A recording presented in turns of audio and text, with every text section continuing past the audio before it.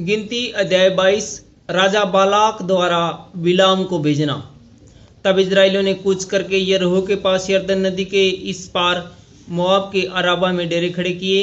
शिपोर के पुत्र बालाक ने देखा कि इजराइल ने एमोरियों से क्या क्या किया है, इसलिए मोआब यह जानकर कि इजरायली बहुत है उन लोगों से अत्यंत डर गए, यहाँ तक कि मोआब इजरायलियों के कारण अत्यंत व्याकुल हुआ।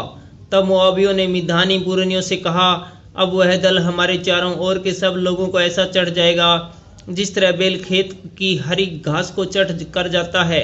उस समय सिपोर का पुत्र बालाक मोआब का राजा था और उसने पत्तोर नगर को, जो महानद के तट पर बोर के पुत्र बिलाम के जाति भाइयों की भूमि थी, वहां बिलाम के पास दूत भेजे कि वे यह कहकर उसे बुलाए, सुन, एक दल मिस्र से निकल आया है और भूमि उनसे ढक गई है और अब वे मेरे सामने ही आकर बस गए हैं, इसलिए आ और उन लोगों को मेरे निमित्त साप दे, क्योंकि वे मुझसे अधिक बलवंत है। तब संभव है कि हम उन पर जयवंत हो और हम सब इनको अपने देश से मारकर निकाल दे, क्योंकि यह मैं जानता हूँ कि जिसको तू आशीर्वाद देता वह धन्य होता है और जिसको तू साप देता वह श्रापित होता है। तब मोआबी और मिद्यानी पुरनी भावी कहने की दक्षिणा लेकर चले और बिलाम के पास पहुंचकर बालाक की बातें कह सुनाई। उसने उनसे कहा, आज रात को यहाँ टिको और जो बात यहोवा मुझसे कहेगा उसी के अनुसार मैं तुमको उत्तर दूंगा। तब मोआब के हाकिम बिलाम के यहाँ ठहर गए। तब परमेश्वर ने बिलाम के पास आकर पूछा, तेरे यहाँ ये पुरुष कौन है?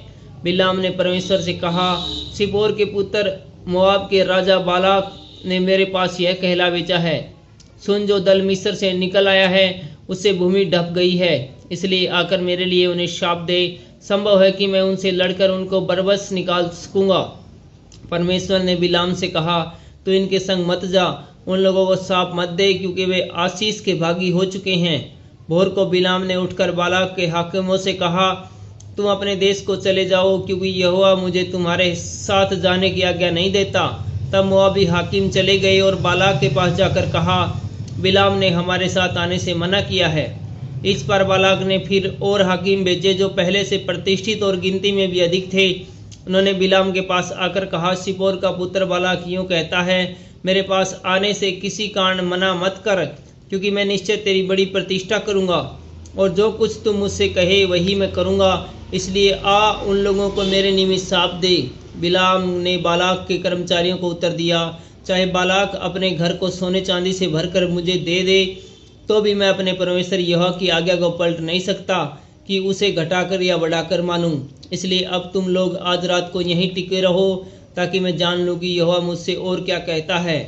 परमेश्वर ने रात को बिलाम के पास आकर कहा, यदि वे पुरुष तुझे बुलाने आए हैं तो तू उठकर उनके संग जा, परंतु जो बात मैं तुझसे कहूँ उसी के अनुसार करना। बिलाम और उसकी गदी।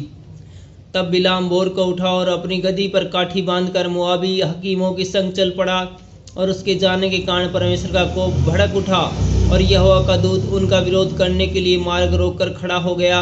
वह अपनी गदी पर सवार होकर कहीं जा रहा था और उसके संग उसके 2 सेवक भी थे, और उस गदी को यहोवा का दूत हाथ में नंगी तलवार लिए हुए मार्ग में खड़ा दिखाई पड़ा। तब गदी मार्ग छोड़कर खेत में चली गई। तब बिलाम ने गदी को मारा कि वह मार्ग पर फिर आ जाए। तब यहोवा का दूत दाग की बारियों के बीच की गली में, जिसके दोनों ओर बारी की दीवार थी, खड़ा हुआ। यहोवा के दूत को देखकर गदी दीवार से ऐसी सट गई कि बिलाम का पांव दीवार से दब गया।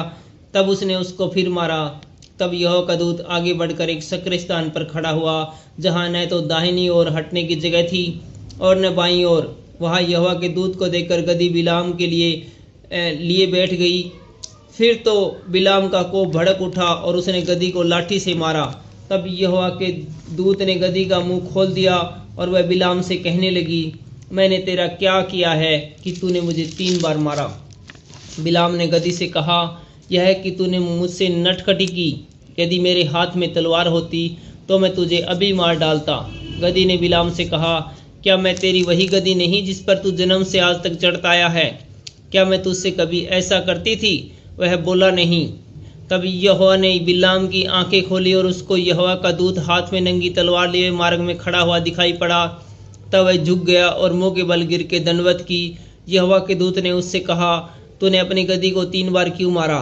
सुन, तेरा विरोध करने को मैं ही आया हूँ, इसलिए कि तूने मेरे सामने उल्टी चाल चली है और यह गदही मुझे देखकर मेरे सामने से 3 बार हट गई। यदि वह मेरे सामने से हट न जाती तो निसंदेह मैं अब तक तुझे तो मार ही डालता, परंतु उसको जीवित छोड़ देता। तब बिलाम ने यहोवा के दूत से कहा, मैंने पाप किया है, मैं नहीं जानता था कि तू मेरा सामना करने को मार्ग में खड़ा है, इसलिए अब यदि तुझे बुरा लगता है तो मैं लौट जाता हूँ। यहोवा के दूत ने बिलाम से कहा, इन पुरुषों के संग तू चला जा, परंतु केवल वही बात कहना जो मैं तुझसे कहूँगा।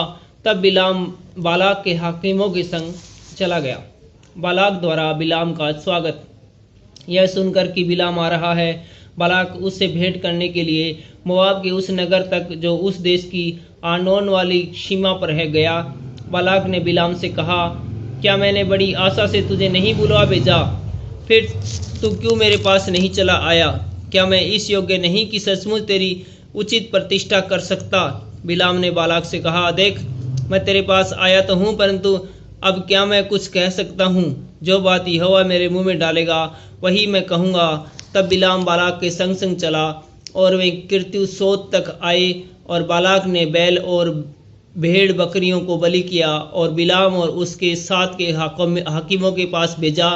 भोर को बालाक बिलाम को बाल के ऊंचे स्थानों पर ले चढ़ा और वहां से उसको सब इजरायली लोग दिखाई पड़े। Thank you.